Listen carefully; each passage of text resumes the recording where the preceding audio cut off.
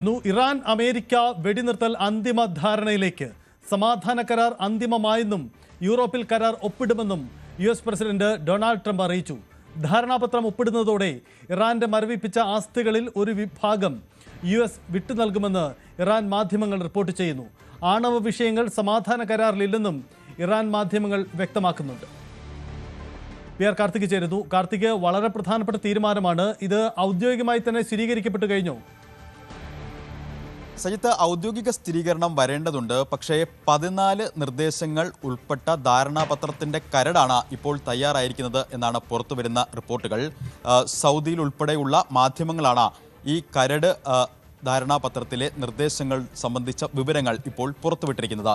ഇതിൽ ഏറ്റവും പ്രധാനം 60 ദിവസത്തേക്ക് ആക്രമണമോ പ്രത്യാക്രമണമോ ഉണ്ടാകില്ല എന്ന ഉറപ്പിന്മേലാണ് ഈ ധാരണാപത്രം അന്തിമ ധാരണയിലേക്ക് കാര്യങ്ങൾ എത്തുന്നത്. ഇത് വരുന്ന ദിവസങ്ങൾക്കുള്ളിൽ യൂറോപ്പിൽ വച്ച് ഒപ്പിടും എന്നാണ് ട്രംപ് നടത്തിയ പ്രതികരണം. എന്നാൽ ഇറാൻ ഔദ്യോഗികമായി ഇക്കാര്യങ്ങളിൽ ഒരു സ്ഥിരീകരണം നടത്തിയിട്ടില്ല. പക്ഷേ ഈ 14 നിർദ്ദേശങ്ങളിൽ ഏറ്റവും പ്രധാനം നമ്മൾ നേരത്തെ പറഞ്ഞതുപോലെ 60 ദിവസത്തെ താൽക്കാലിക വെടിനിർത്തൽ, കേവലം ഒരു താൽക്കാലിക വെടിനിർത്തൽ എന്നതിനപ്പുറത്തേക്ക് ദീർഘകാലാടിസ്ഥാനത്തിൽ യുദ്ധം അവസാനിപ്പിക്കാൻ മുന്നോട്ട് വെച്ചിട്ടുള്ള നിർദ്ദേശങ്ങൾ എന്നാണ് ഇറാൻ മാധ്യമങ്ങൾ തന്നെ ഇപ്പോൾ റിപ്പോർട്ട് ചെയ്യുന്നത്. നിർദ്ദേശങ്ങൾ എന്തൊക്കെയെന്ന് അവർ റിപ്പോർട്ട് ചെയ്യുന്നില്ല. പക്ഷേ പുറത്തു വരുന്ന വിവരങ്ങൾ അനുസരിച്ച് 60 ദിവസത്തേക്ക് ആക്രമണങ്ങളോ പ്രത്യാക്രമണങ്ങളോ ഉണ്ടാകില്ല. ഈ കാലയളവിൽ സൈനിക നടപടികൾ പൂർണ്ണമായും ഇറാനും അമേരിക്കയും അവസാനിപ്പിക്കും. ഈ കാലയളവിൽ നിലവിലെ നിർദ്ദേശങ്ങൾ ലംഘിക്കുന്ന എന്തെങ്കിലും തരത്തിലുള്ള ആക്രമണങ്ങൾ ഉണ്ടായാൽ അക്കാര്യങ്ങൾ ചർച്ച ചെയ്യാനായി ഒരു സമിതിയെ രൂപീകരിക്കും.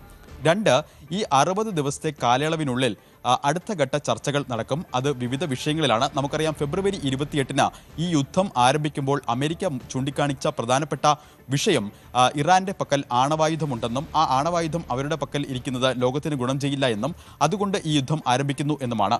എന്നാൽ നിലവിൽ പുറത്തുവരുന്ന 14 നിർദ്ദേശങ്ങൾ ഉൾപ്പെടുത്തിയ ഈ ധാരണാപത്രത്തിന്റെ കരടിൽ ആണവ വിഷയങ്ങളുമായി ബന്ധപ്പെട്ട കാര്യങ്ങൾ ഒന്നുമില്ല എന്നാണ് ഇറാൻ മാധ്യമങ്ങൾ റിപ്പോർട്ട് ചെയ്യുന്നത്.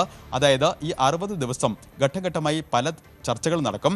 അത് ആണവ വിഷയങ്ങളിൽ, മറ്റൊന്ന് ഇറാന്റെ മരവിപ്പിച്ച ആസ്തികൾ സംബന്ധിച്ച കാര്യങ്ങളിൽ, ഒപ്പം അവിടുത്തെ മറ്റു വിഷയങ്ങളിൽ, ഹോർമൂസ് അടക്കമുള്ള മറ്റ് വിഷയങ്ങളിൽ, ഈ വിഷയങ്ങളിലെല്ലാം തന്നെ ഘട്ടം ഘട്ടമായുള്ള ചർച്ച എന്നതാണ് ഈ 14 നിർദ്ദേശങ്ങൾ ഉൾപ്പെട്ട കരട് ധാരണാപത്രത്തിലെ ഒരു ഫോർമുല.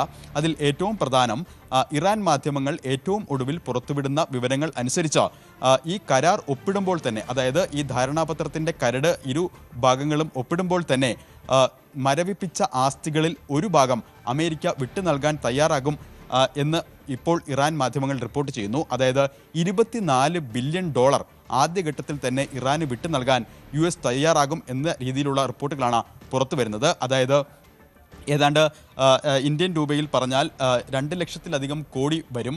അത് ആദ്യഘട്ടത്തിൽ തന്നെ വിട്ടു നൽകിക്കൊണ്ടുള്ള ഒരു നിർദ്ദേശമാണ് ഈ ധാരണാപത്രത്തിൽ ഉള്ളത്. മറ്റൊന്ന് ഹോർമൂസ് കടലിടുക്കുമായി ബന്ധപ്പെട്ട കാര്യങ്ങളാണ്. ഹോർമൂസ് കടലിടുക്കിൻ്റെ പരമാധികാരം അത് വിട്ടു നൽകില്ല എന്ന് ഇറാൻ വ്യക്തമാക്കുന്നു. പക്ഷെ അപ്പോഴും ചില ചർച്ചകൾക്ക് ഇറാൻ തയ്യാറാകുന്നു. അതായത് ഈ ഹോർമൂസിൻ്റെ പരമാധികാരം വിട്ടു നൽകില്ല എങ്കിൽ കൂടിയും ഹോർമൂസ് കടലിടുക്കിലൂടെയുള്ള ഗതാഗതവും അതിൻ്റെ മറ്റ് കാര്യങ്ങളും അത് മോണിറ്റർ ചെയ്യുന്നതിനായി ഒമാൻ ഉൾപ്പെടെയുള്ള രാജ്യങ്ങളെ ഉൾപ്പെടുത്തിക്കൊണ്ടുള്ള ഒരു സമിതി രൂപീകരിക്കുമെന്നും ഈ സമിതിയുടെ മേൽനോട്ടത്തിൽ തുടർ കാര്യങ്ങൾ തീരുമാനിക്കും എന്നുമൊക്കെയാണ് ധാരണാപത്രത്തിലെ നിർദ്ദേശങ്ങളിൽ ഉള്ളത്.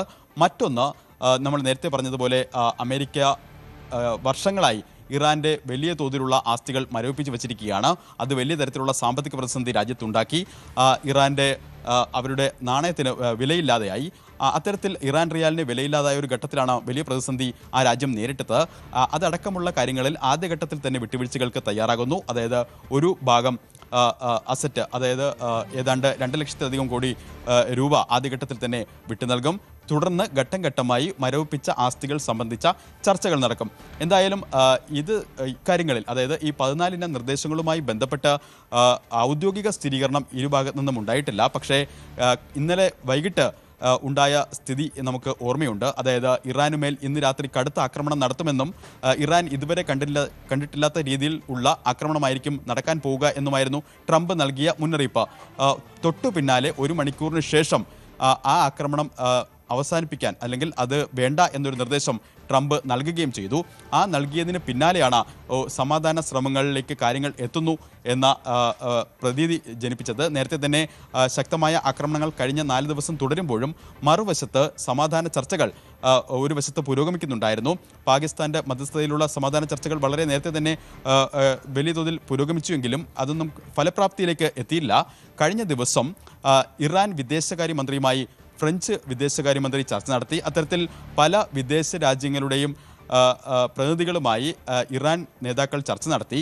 ഇതിന് ശേഷമാണ് ഇത്തരത്തിൽ ഒരു ധാരണാപത്രത്തിലേക്ക് കാര്യങ്ങൾ എത്തുന്നത് എന്ന റിപ്പോർട്ടുകളും പുറത്തു വരുന്നുണ്ട്. എന്തായാലും അടുത്ത ആഴ്ചയോ വരും ദിവസങ്ങളിലോ യൂറോപ്പിൽ വച്ച് അന്തിമ ധാരണാപത്രം ഒപ്പിടും എന്നാണ് ട്രംപ് വ്യക്തമാക്കുന്നത്.